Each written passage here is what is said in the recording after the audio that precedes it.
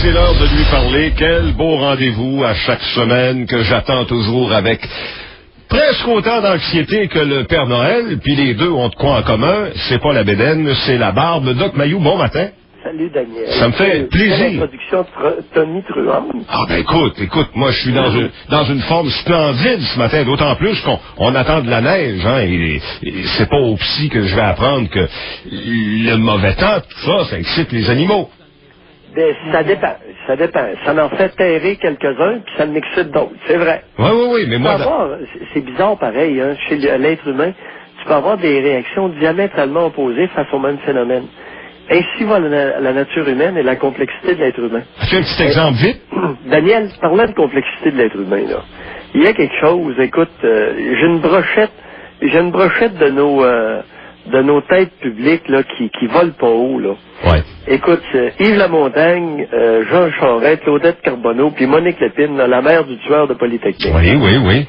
Ils nous ont sorti quelque chose en commun, tout dernièrement. Yves Lamontagne a réagi comme une maîtresse d'école écervelée face à la protestation des médecins de Sept-Îles. Ben oui! Je sais pas vous autres quelle est votre lecture des faits sur la Rive-Sud concernant l'incident de Sept-Îles. Pour ceux qui sont pas au courant, là, Yves Lamontagne est allé déclarer, gros gens comme devant, que les médecins qui protestaient contre l'ouverture de la mine d'uranium à Sept-Îles allaient être inspectés par le Collège des médecins, menace de poursuite devant le comité de discipline. Oui. En tout cas, une vraie maîtresse d'école écervelée. J'ai trouvé ça gros comme réponse. Mais t'es modeste? Gros? Ouais. Erreur de jugement flagrante. Ouais, c'est ce que ça veut dire. Un individu conflictuel qui attise les conflits, qui court au-devant des conflits pour essayer par la suite de se démarquer en salvateur, en sauveur. Oui. Jean Charest, alors, première erreur de jugement grave à mes yeux. Puis d'un homme qui est un psychiatre, puis qui a de l'âge, là, un routier. Jean Charest est allé nous sortir des énormités. Allez prétendre que Gilles Carle a été un des fondateurs d'un Québec moderne. Que Gilles Carle a transformé l'instinct d'un peuple. Ouais. Veux-tu bien me dire qu'est-ce qu'il avait mangé? Ou qui avait mangé? On va se limiter à qu'est-ce qu'il avait mangé ce matin-là. Ouais, puis je peux te poser une autre question, moi. À partir du moment où on fait des funérailles nationales pour Gilles Carle, après, on va faire des funérailles nationales pour qui? En d'autres mots, qui va-t-on exclure dorénavant? Bon, écoute, comme erreur de jugement, Jean Charest, habituellement, il est pas pire. OK?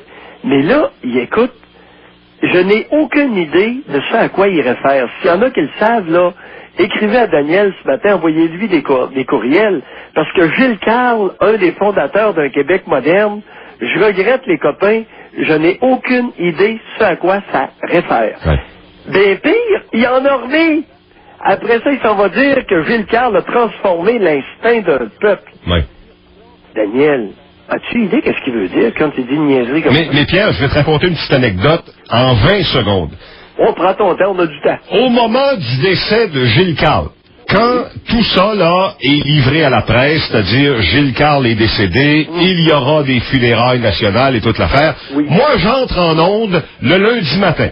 Oui. Et je dis, tout de go, et en toute honnêteté, s'il y a des gens qui, présentement au Québec, ont l'impression de mal connaître Gilles Carle, de pas trop savoir c'est qui Gilles Carle, de pas être capable de nommer un film de Gilles Carle, ne vous en faites pas, vous n'êtes pas les seuls. Je ne connais pas suffisamment bien Gilles Carle pour être capable de vous parler de sa cinématographie et de vous parler en détail de l'homme. Ben, crois-le ou non, hier, j'ai reçu une lettre écrite à la main d'une dame qui m'a traité d'inculte, qui m'a dit que ça avait pas de bon sens de ne pas connaître, en fait, la grandeur de l'homme. J'en revenais pas. Ben oui, mais parlez-nous-en de cette maudite grandeur-là. C'est ça ma question.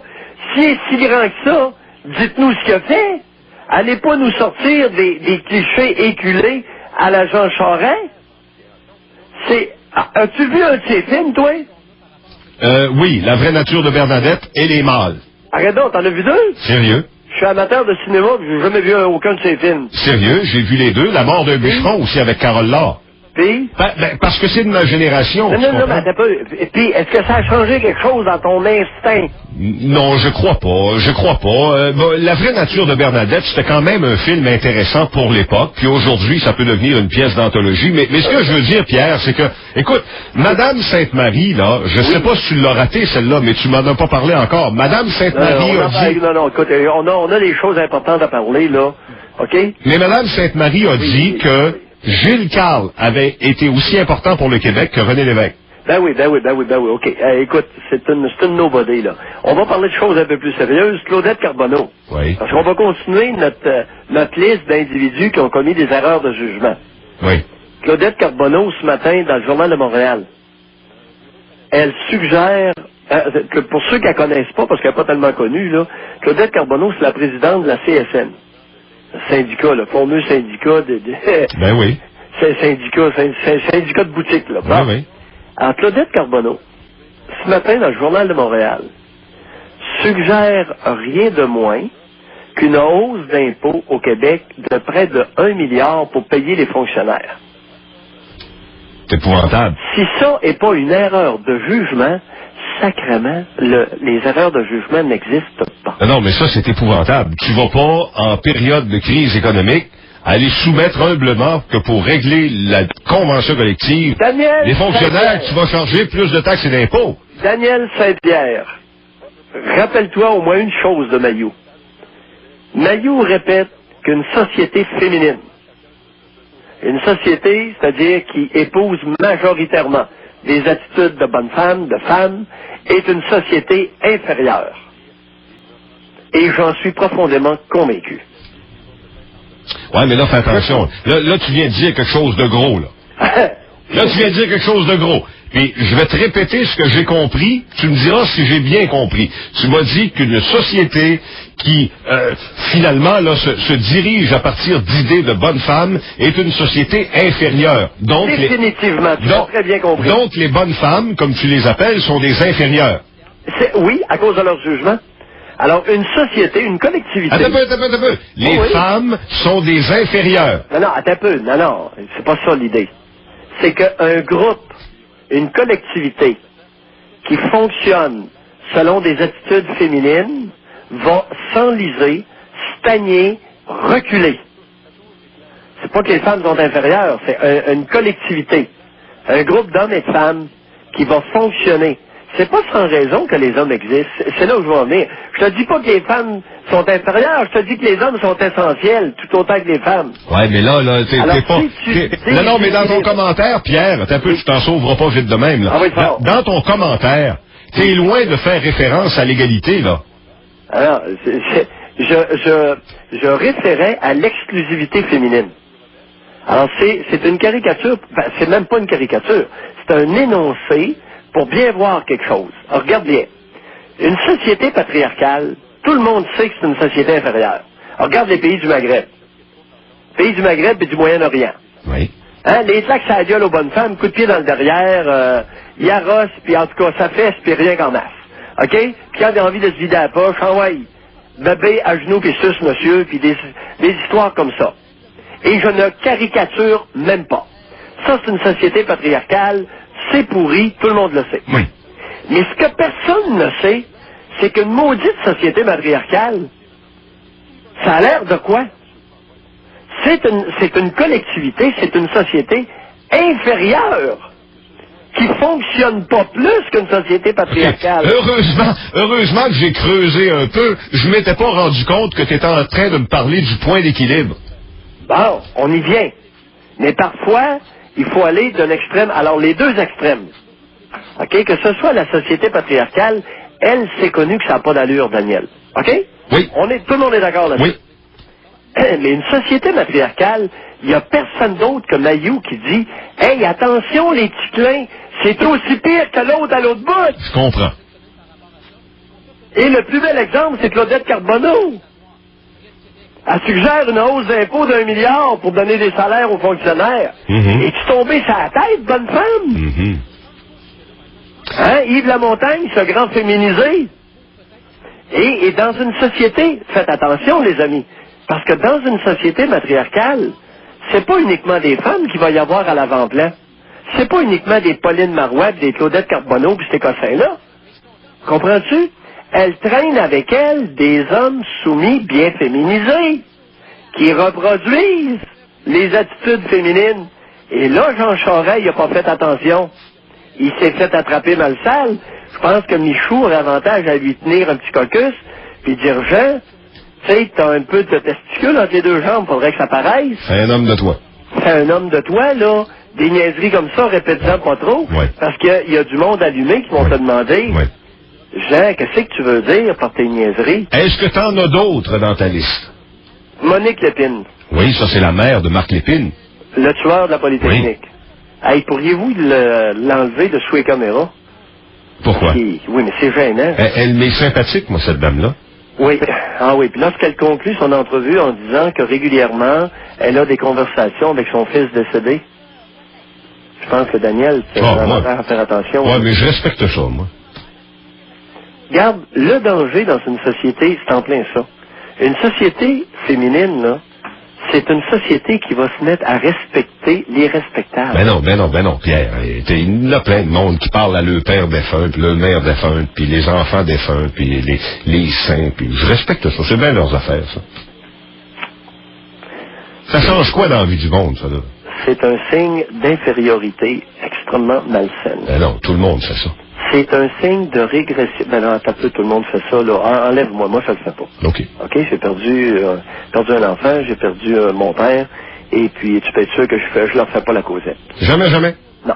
Même pas, là, qu'est-ce que tu ferais, toi? Non, tu me vois-tu recommencer à parler à notre enfant décédé?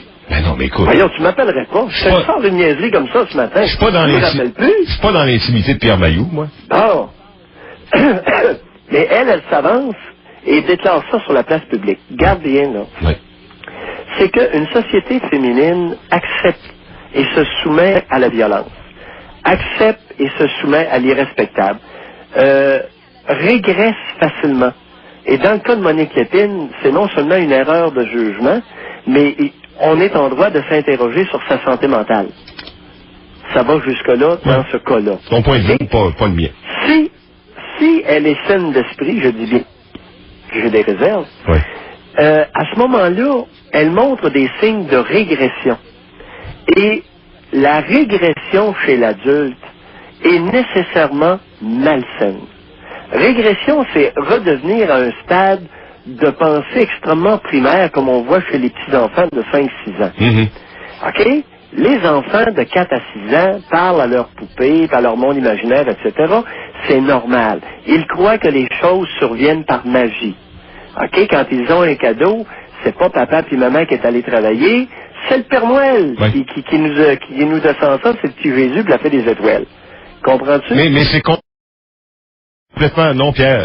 Oui, je comprends, mais non, je suis pas d'accord. Parce que quand tu fais le parallèle avec les petits-enfants, c'est dans le monde imaginaire, c'est un jeu, c'est tout ça. Quand on arrive dans le monde des adultes, là, c'est le désespoir qui amène les adultes là. Il y a pas grand monde qui réfère à son père et à son enfant défunt. Cher Daniel, tu m'amènes sur une piste fascinante ce matin. Vas-y.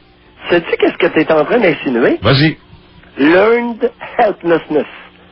La dépression enseignée, la dépression apprise. Et c'est exactement ça, c'est typique d'une société féminine. On apprend, une société de bonnes femmes apprend aux futurs adultes à s'écraser, à déprimer au lieu de se tenir debout. Et Monique Lépine est un très mauvais exemple à suivre. Dangereux comme exemple. Mais je la trouve pas déprimée, cette femme-là, moi. Au contraire, elle s'est relevée.